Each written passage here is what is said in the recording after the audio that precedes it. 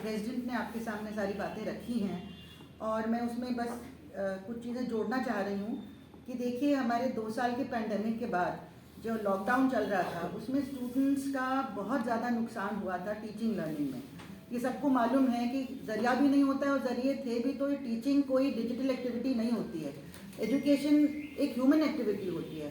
Student teacher का interaction बहुत ज़रूरी होता है। स्टूडेंट्स का एक दूसरे के साथ इंटरेक्शन बहुत ज़रूरी होता है। तो ये जो लॉस हुआ, इसके बाद हमको बैलेंस मतलब स्टेबलाइज करने की जगह एकदम से इतने सारे नए नए चेंजेस ये ले आए हैं सरकार एनईपी के थ्रू। एनईपी में मैंने देखा इतना तो कहीं नहीं लिखा कि अभी इसी वक्त सारा कुछ करना है।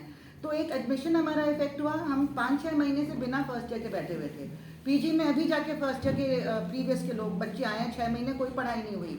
इतना बड़ा नुकसान जो हमारी यूनिवर्सिटी प्राइड करती थी कि समय पर हमारा एग्जाम हो जाता है, समय पर रिजल्ट आता है।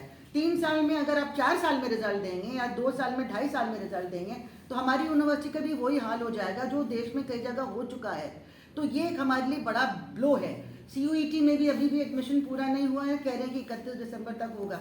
अब उसमें कई जगह कोर्सेज में भी लोग बच्चे अभी आए नहीं हैं, बहुत सारी चीज़ें अभी भी खाली हैं और उसका पूरा हम विश्लेषण टूटा भी बैठ के करेगी कि किस तरह की हमारी डाइवर्सिटी अफेक्ट हुई है, जेंडर रेशियो अफेक्ट हुआ है, सब चीज़ें क्या मल्टीपल चॉइस क्वेश्चन से हम उस तरह के स्टूडेंट्स की उम्मीद कर सकते हैं। बहुत सारी प्रॉब्लम्स उसको लेके हैं, स्कूल एजुकेशन का डिवैल्यूएशन।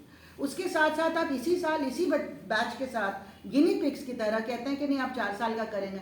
कोई इंफ्रास्ट्रक्चर आपने तैयार नहीं किया, कोई कमिटमेंट नहीं दिया और बजाय कि बच्चा ज़्यादा सीखेगा 4 साल में, जो हम 3 साल में सिखाते तो उससे कम सीख रहा है। आपके जो मेन कोर्स है उसका क्रेडिट कम होता जा रहा है। जैसे हमारे प्रेसिडेंट ने बताया, पहले आप मेन कोर्स को कम से कम 75% ऑफ टोटल आपका मिलता था या 70 कम से कम, अब उसको 50 कर दिया।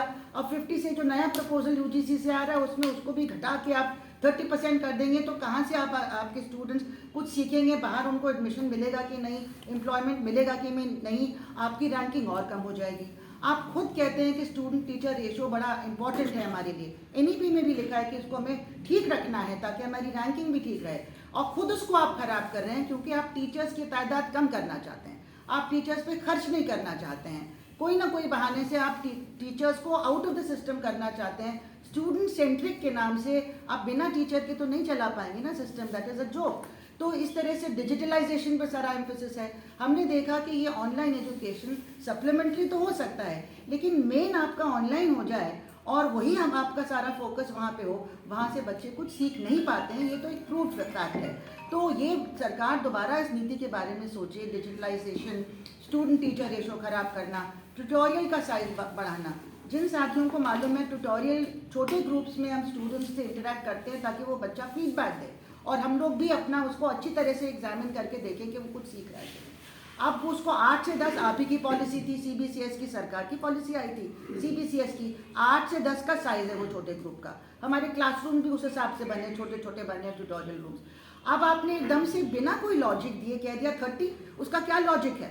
30 में तो कोई हम एक ग्रुप से के स्टूडेंट से एक सेमेस्टर में 1 या 2 बार सवाल कर पाएंगे, उसकी बारी कितने बार आएगी आप देख लीजिए। तो उससे कहाँ सीखने का समय उसको मिलेगा?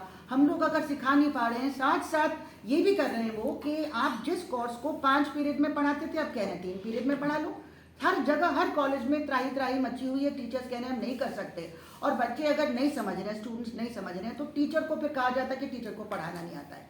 आप सिस्टम ऐसा बनाते हैं कि हमारे लिए इम्पॉसिबल टास्क कर देते हैं। हम जादूगर नहीं हैं कि हम वही चीज़ अचीव कर लेंगे। आपने इतने सारे कंस्ट्रेंट्स हमारे ऊपर डाल दिए, इतना डाइल्यूशन डाल दिया। आपका मकसद क्या है? क्या आप पढ़े लिखे स्टूडेंट्स नहीं चाहते? क्या आप जानकार स्टूडेंट्स नहीं चाहते?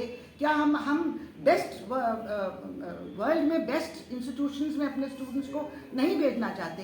क्या हम सस्ते दामों में उनको मजबूर कर देना चाहते हैं कि जहाँ पे उनको कोई भी सैलरी में, कुछ भी मल्टीनेशनल में कोई भी पोजीशन मिले वहाँ काम करना पड़े? उनकी एम्प्लॉयबिलिटी अफेक्ट नहीं होगी, हमारी रिसर्च पोटेंशियल अफेक्ट नहीं होगी। फिर आप कहते हैं कि अंडर ग्रेजुएट के बाद आप सीधे रिसर्च कर सकते हैं। आपने एमफिल ख़त्म कर दिया, क्यों? कोई वजह नहीं। और आप कहते हैं कि अब डिग्री भी है कि 2 डिग्री एक साथ कर लेंगे। ये सब मजाक नहीं तो क्या है? हम सिर्फ ये रिक्वेस्ट करते हैं, आपके पास जो भी आइडियाज़ है सरकार के पास, आप थोड़ा संभल जाइए, थोड़ा रुक जाइए, हमको स्टेबलाइज करने दीजिए। 3 कैलेंडर साथ चल रहा है, यहाँ एडमिशन चल रही है, वहाँ इवैल्यूएशन चल रहा है, वहाँ पे पढ़ाई चल रही है, टीचर कुछ भी नहीं कर पा रहा है ठीक से। let the system stabilize and then we will discuss, and please discuss with us. AC में पास करने के पहले आपने कॉलेजेस से क्यों नहीं मांगा फीडबैक कि आपको क्या लगता है कि ट्यूटोरियल साइज 30 में हमारा काम ठीक हो पाएगा कि नहीं हो पाएगा? आपका एकेडमिक ऑब्जेक्टिव है कि दूसरा ऑब्जेक्टिव है? तो ये ऑब्जेक्टिव है कमर्शलाइजेशन का, कि जो ये बाईजूस और ये सब ऑनलाइन एजुकेशन वाले हैं या कोचिंग माफिया है उनका फ़ायदा हो और हमारे देश के नागरिकों का नुकसान हो, उनके बच्चों का भविष्य अंधकार में जाए। इसलिए हम चाहते हैं और डूटा चाहती, जैसे बागी साहब ने कहा, हमारे प्रेसिडेंट साहब ने, कि आप दोबारा से इसके बारे में सोचिए, हमसे बात कीजिए, हमसे फीडबैक लीजिए, ताकि कोई नई पॉलिसी लाने के पहले आप देखें कि ये हमारे फ़ायदे में होगा कि हमें नुकसान पहुंचाएगा। ये रिफॉर्म है कि डिफॉर्म है? हम डिफॉर्म नहीं चाहते अपनी यूनिवर्सिटी में। और ये भी मैं कहना चाहती हूँ, पिछली सरकारें भी ऐसी ऐसी पॉलिसीज़ लाती गई, हम लोगों ने लड़ के उनको वापस करवाया। लड़के हमने 6 बिल पार्लियामेंट में आए थे, उनको वापस कराया। लड़के हमने FYUP को वापस कराया 2014 में। और लड़के हमने बहुत सारी जॉब्स भी टीचर्स की बचाएं, क्योंकि teacher central to the education process. इसलिए अभी भी डूटा लड़के टीचर्स के हिफाजत के लिए, स्टूडेंट्स के हिफाजत के लिए, एजुकेशन की हिफाजत के लिए, हमारे नागरिकों के हक के हिफाजत के लिए लड़ेगी और ऑल इंडिया मुहिम खड़ा करेगी। और उससे हम लोग सरकारों को चेतावनी देते हैं कि आप इस तरह से खिलवाड़ हमारे एजुकेशन सिस्टम के साथ मत कीजिए। Thank you.